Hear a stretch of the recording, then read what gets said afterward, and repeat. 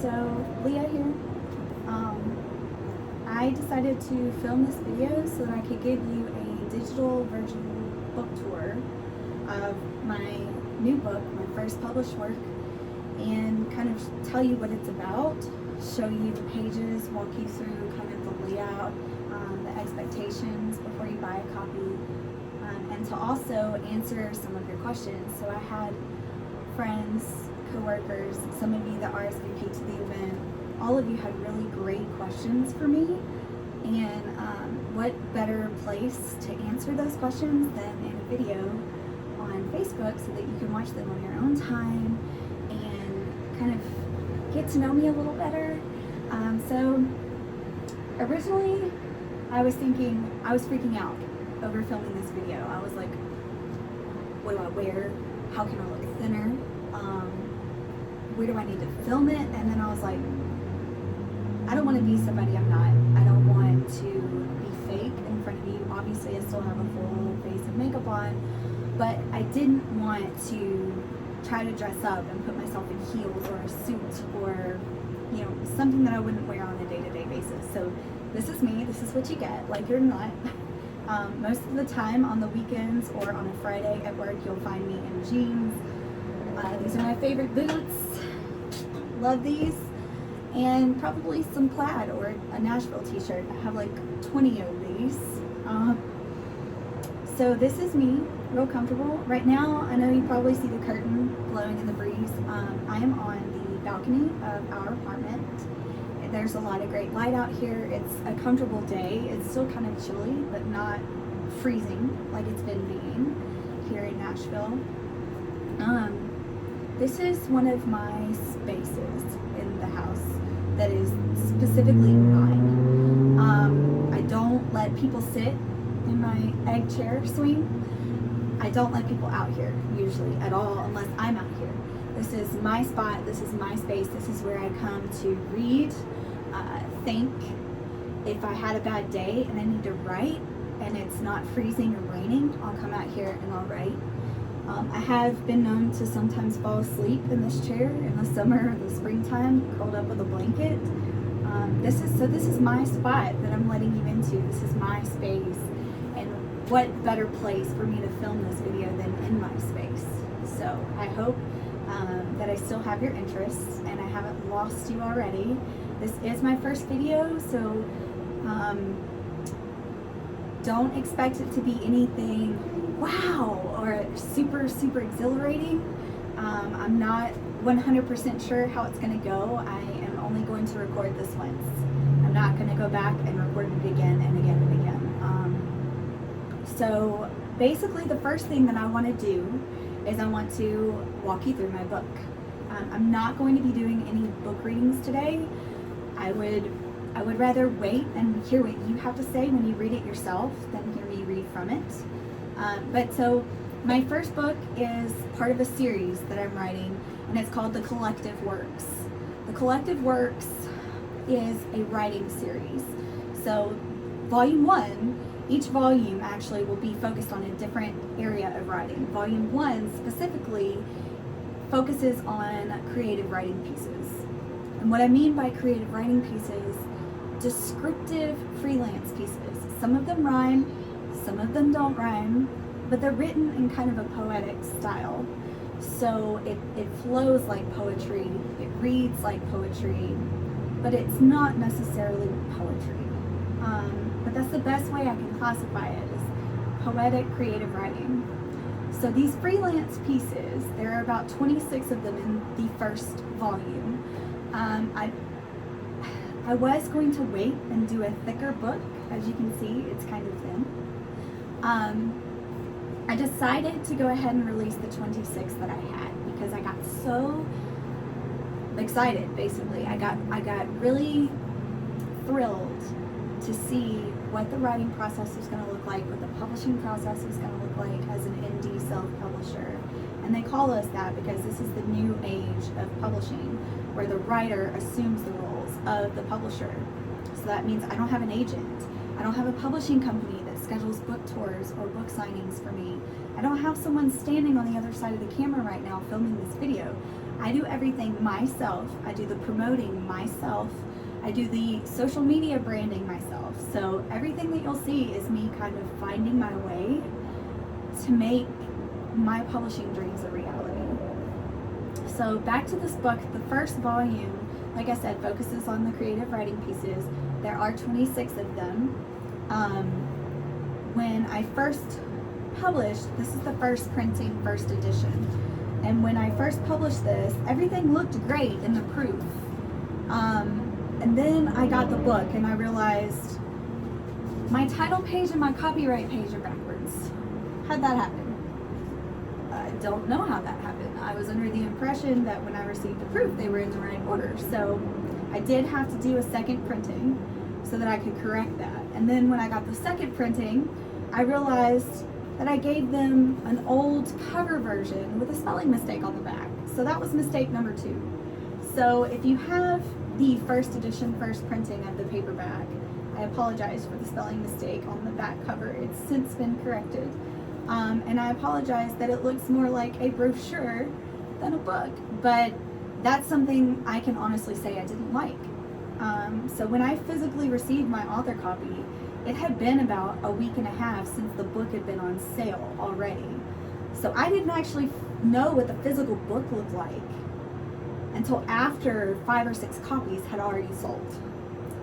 That was scary because when I received it and I saw those 2 mistakes, both times that I altered the book, I went, oh no. My first work of art that's out there, it's got my name on it. It's advertised and purchasable, and it's got spelling mistakes on it. And I freaked out. And then I realized, if you go back and you look up authors from the 1930s that have first edition books that are worth thousands of dollars, they had spelling mistakes. They had punctuation mistakes. There were errors in type on the page, like where the layout or the type was crooked and not in line with the rest of the text. Things like that are normal for your first printing. And here I was freaking out thinking, everybody's gonna think I'm ridiculous. But then I realized, number 1, I didn't publish to be famous. Number 2, I didn't publish to make others happy. And number 3, I did this for me. So if the spelling mistakes and the typo mistakes and the layout mistakes bothered me that much, I could fix it for me. And that's what I did. So coming soon is going to be a hardcover, because the other thing I didn't like about my first printing was how thin it was. I got in such a rush to put my first work out so that I could actually hold it in my hands that I didn't think about how thin 26 poems was going to be. And then I got it and I said, oh, this doesn't feel like a book. So the second edition has double the size of pages. It's about a 50 page work. I didn't add any content. I modified the content that was currently in the book. I fixed the spelling mistakes inside and on the cover. And I also made it a hardback so that it's thicker, it's got heavier paper, it's better quality than what Amazon prints, which is where this first printing came from. And weight-wise, it feels more like a book when you hold it in your hand. So that pleased me. And my first copy of the new paperback edition with the additional pages will be in my hands on Monday, so we'll see how that goes. But the hardcover will not be orderable or available probably for another week to a week and a half. It really depends on how quickly I get my proof and if I like it or not, and I need to go back and change something. But once that hardcover is available, it will be distributable across all bookstores. Some libraries might carry it. Libraries a bit, I found out more particular about indie self-published authors, but bookstores are able to order it. So if whenever that hardcover comes out, if you are interested in ordering a copy and you don't live in Nashville, you don't know me personally, or won't be around me or see me anytime soon to order a copy through me, You can still go on Amazon and order that hard copy. You can also go into Barnes & Noble or go online to their website and order a copy. It should be available across a lot of different sites and distributors, including Walmart. So we'll see. The new paperback second edition, or well, I should say first edition, second printing, is already available on Amazon. The price went up from $9.99 to $12.99 because it is thicker and because there were revisions, and I did fix the spelling mistake on the back. So that's actually available now. This version, I have these 3 copies and that's it. So if you want a first edition, first printing with all of the spelling mistakes and my newbie mistakes in it, you can contact me for a copy. I've got 3 left. So about the book, like I said, it's a creative writing collection. Some of them rhyme, some of them don't, but they are designed and written with the purpose that you can read them and put yourself in the shoes of someone else and their emotions for 2 minutes or less. So each piece was written when I was either in high school or college or later in life, and I felt something. So I gather my emotions from my friends, from my family members, from anyone I know that comes up to me and tells me something that they're going through or how they feel about something. It may stick with me, and I may go, I feel like I need to write that, or I need to write about that to let those feelings out and to express those feelings.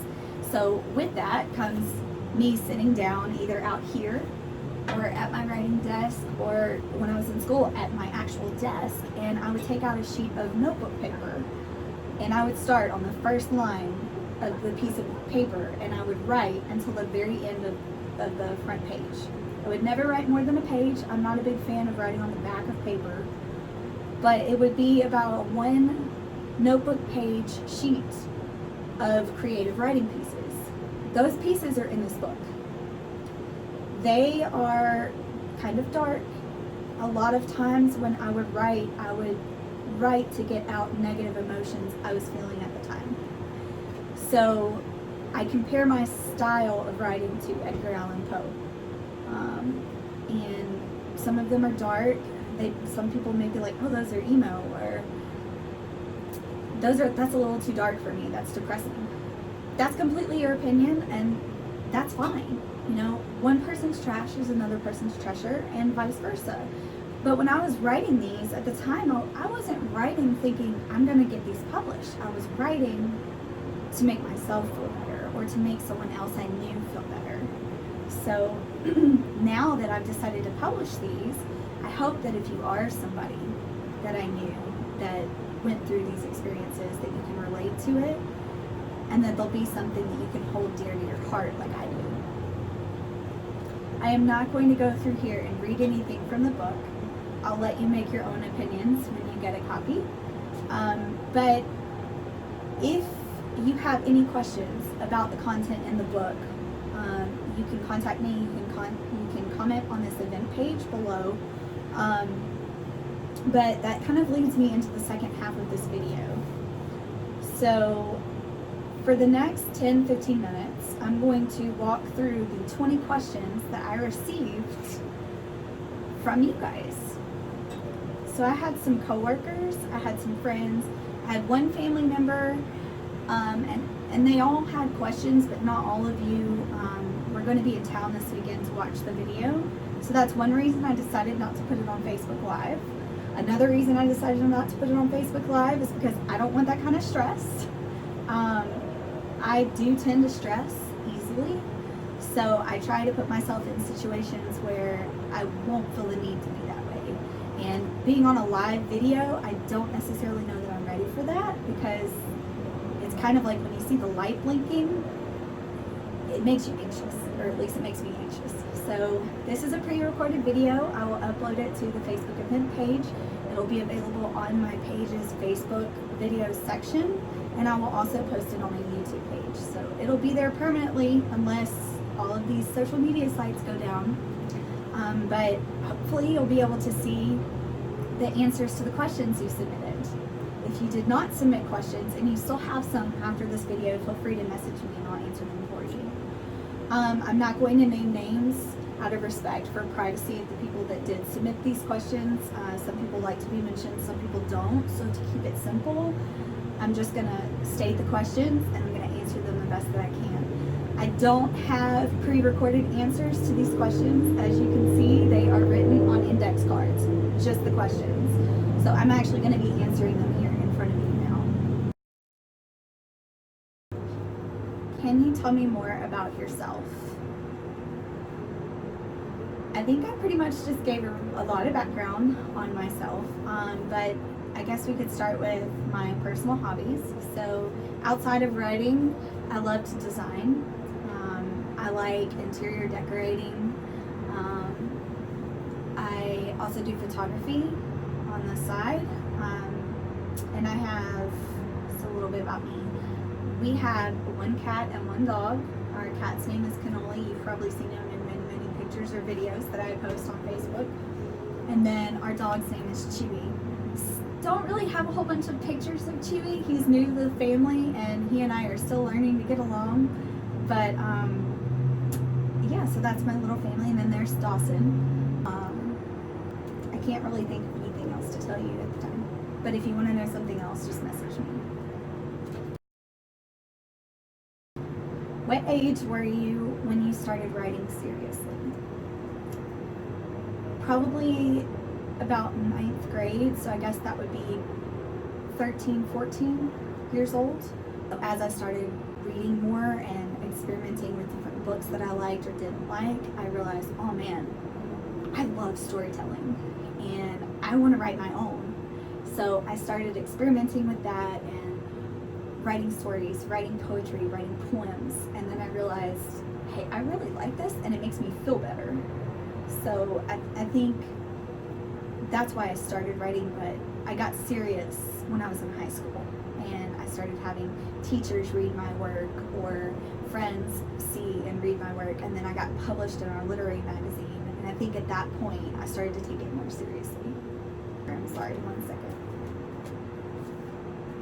I did put them in a specific order. I had 20 questions from you guys, and some of them were very similar, but some of them kind of went in sequential order to each other. And so I sat down, I didn't change the questions, but I sat down and decided which ones would go in a particular order to tell a story. See what I did there?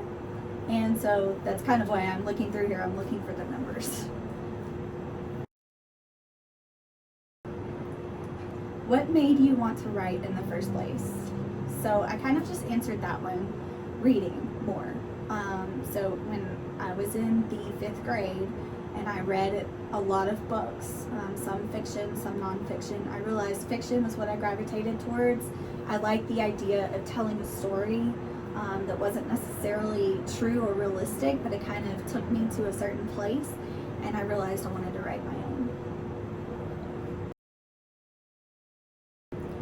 Where do you get your inspiration to write from?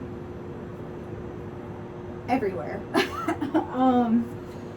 I draw my inspiration from nature. If I'm outside, like today, I'm sitting out on the balcony, and even though it's a gloomy, cloudy day and it's cold, it's not too cold for me to sit out here and enjoy the trees and the birds. Actually, you can't see what I can see, but on the other side of these curtains that are blowing, there is a field, and that's kind of where our apartment complex has picnic tables, gas grills, and things of that nature. You can go out and just kind of spend time outdoors. So I come out here to write a lot, and that's where I get my inspiration from. I also get my inspiration from my emotions and the emotions of others. Does writing energize or exhaust you? Writing typically does not exhaust me unless I'm up all night writing and then I realize it's 3 o'clock in the morning and I'm tired. It energizes me, I guess you could say that, because after I've written something, I either feel like weight has been lifted off of me, or I feel like I need to keep writing.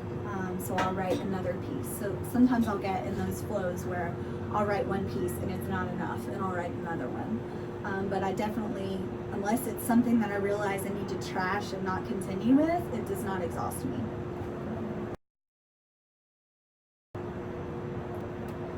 When did you first realize you wanted to be a professional author? So I answered that already too. So about high school.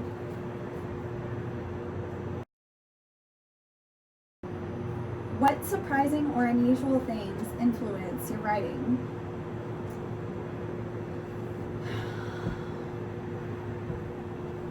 Probably, I would say surprising or unusual, Edgar Allan Poe. He has a style of writing that not a lot of people like, that I've met personally, but I feel like I gravitate towards his writing, not because it's dark, but just because there's a lot of feeling and emotion in his darkness. I also am drawn to Emily Dickinson and Shakespeare for the same reasons. So I don't know if you'd call them surprising or unusual, but I typically write more when I feel bad or when I'm depressed about something. And I think that's usually where most of my inspiration comes from. Or if someone else is going through something dark, depressing, or sad, I feel like I need to write about it. You typically won't find a lot of happy, excitable things in my poetry.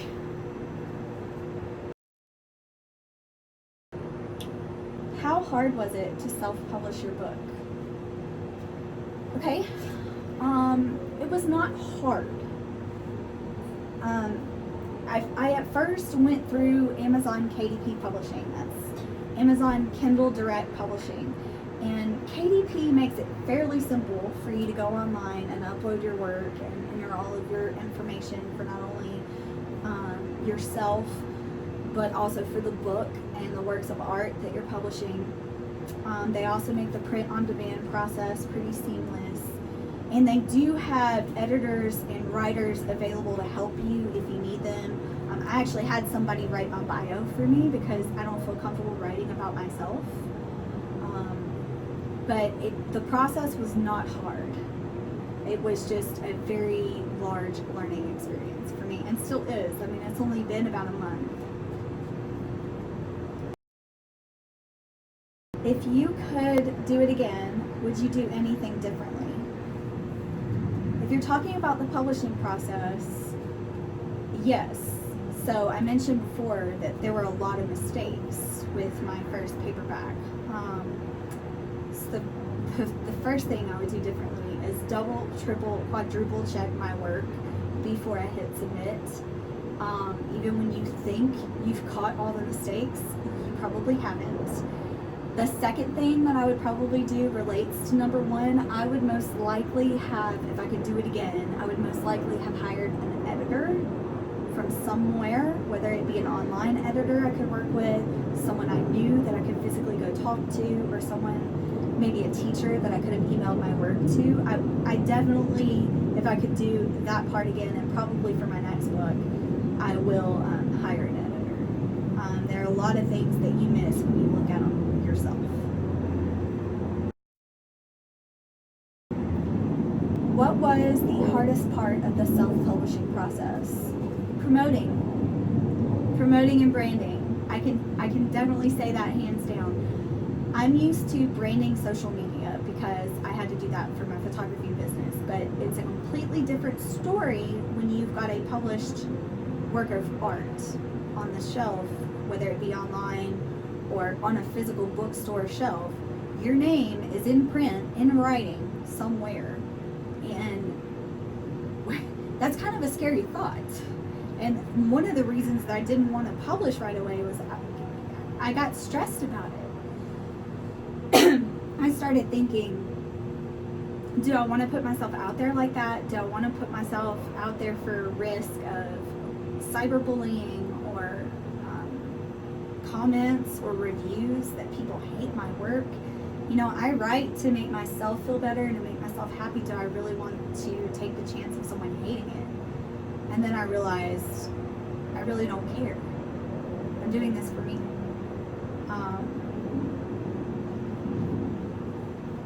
So yeah, I think that's why I decided to finally go through with it, but I didn't realize how hard the promoting process was going to be. When you self-publish, you become the publisher. You are the publisher, so there's no agent. There's no one out there scheduling book tours or book signings for me. There's no one standing behind the camera right now holding it for me. I am doing all of this myself, every bit of it myself. I have to contact the bookstores. I have to contact the publishing companies that I'm going through that are printing my book. I had to find somebody to write my bio. I had to create all the graphics for my social media accounts. I have to write for the social media accounts. I probably prefer that anyway because then it's more authentic, but at the same time it's a lot of work. You know, like finding people to follow you anyway on social media is a task.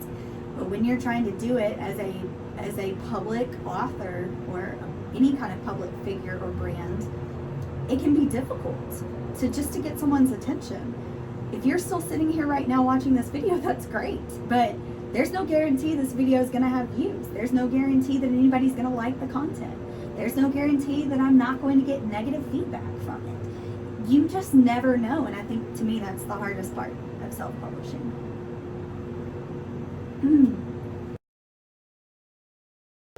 Tell me a little bit about how this collection came together and what were the reoccurring patterns in your book.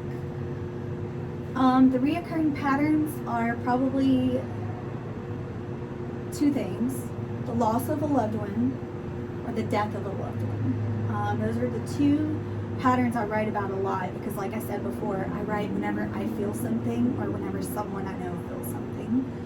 And it came together I took all of my creative writing pieces that I've written throughout high school, college, and throughout life, and I went back and I typed them up, and some of them were too similar to publish both, so I would pick my favorite over the other, and I kind of threw them into a collection, and that's how book one came to be.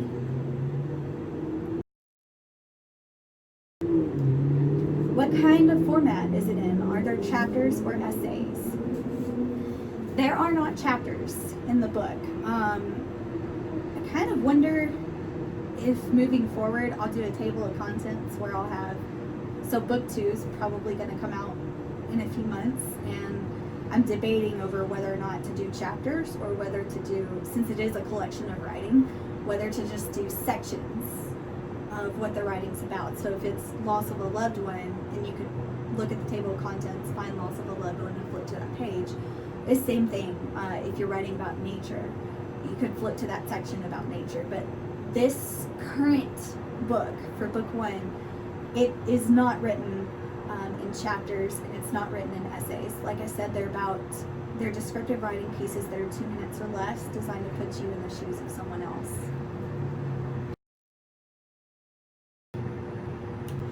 What inspired you to publish these poems?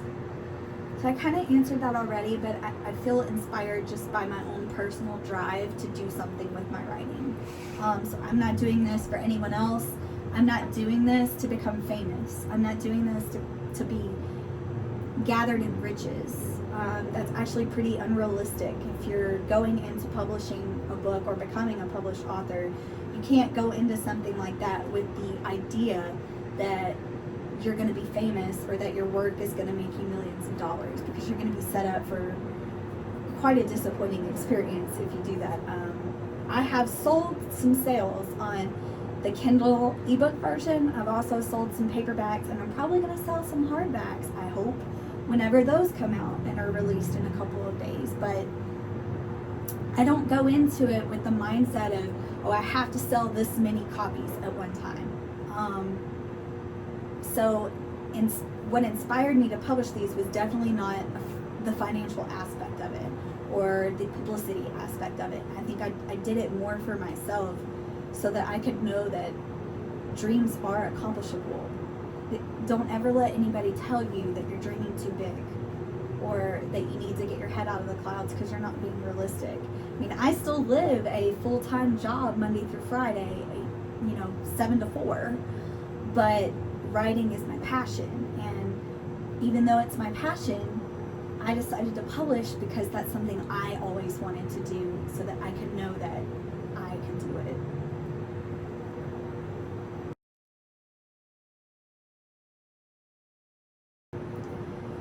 Was most of your book based off of you and your experiences, or did you draw from other people in your life? If so, how did they feel about them? So I answered that too, from a similar question that was already asked. I draw from my own emotions and the emotions of others. How do they feel about it? I have no idea. If you have read my book, or if you're going to read my book and you know me and you've told me about things you're going through and you see your story similar in some of the ones that I've written, I hope that you will come to me and tell me how it made you feel. And I hope that it's a good thing. I hope it relieves some pressure off of you, or makes you relate to the story. If you don't like it, I hope you come and tell me. I want to know how my writing affects someone else, the good, the bad, and the ugly. Just be honest, be truthful. I'm not asking for lies. So, but as of right now, I don't actually know how those people feel, because I did not publicize that I wrote about their life. And I don't publish people's names. Like I said, I draw from emotion.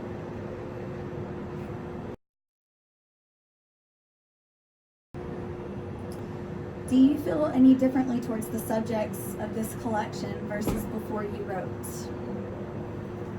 How so? Sorry, it's getting windy and my swing is getting pushed around. I don't feel any differently. I think that once I write something, if it's meaningful, I keep it. I typically don't go back and second guess my writing, unless it's just something that, like I said earlier, does exhaust me. Before I wrote the collection, like I said, this collection was written all throughout my life. So we'll say before I wrote the pieces that are in it, I felt stressed or anxious. And then after I wrote the pieces that are in this collection, I felt relieved and happy or lighthearted. And I think that's probably the best way I can answer your question.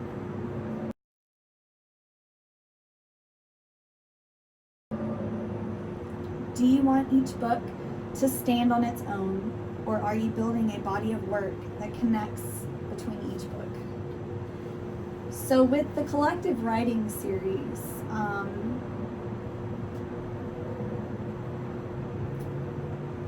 each book can stand on its own. There's no story that ties the volumes and the collective works together. It's not a novel. They're not meant to be novels. They're meant to be short, what we call short reads. It's actually labeled that way on Amazon. A short read is 45 minutes or less to read the entire work. These are just collections. So you could read book 3, you could read book 1 and then read book 2. You could read them completely out of order once they're all published, and they would stand on their own.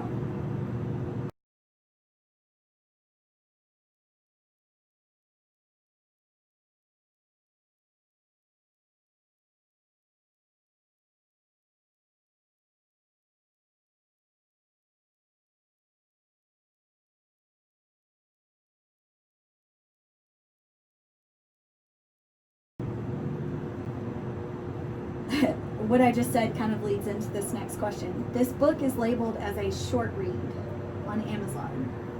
Are all of the books in the series going to be the same length? To answer your question, no, they are not. They all are probably going to be short reads because they are writing pieces, but they're not all going to be the same length. For example, the book that I'm working on releasing as volume 2, it's significantly longer than volume 1. Like I said, I published volume 1 very quickly because I got eager to see what the publishing process would be like. But now that I've got that under my belt, I feel more comfortable waiting a couple more months and getting all the kinks knocked out of volume 2 before I release it. But no, it's definitely going to be thicker. I'm thinking at least 150 pages or more before I publish the second book.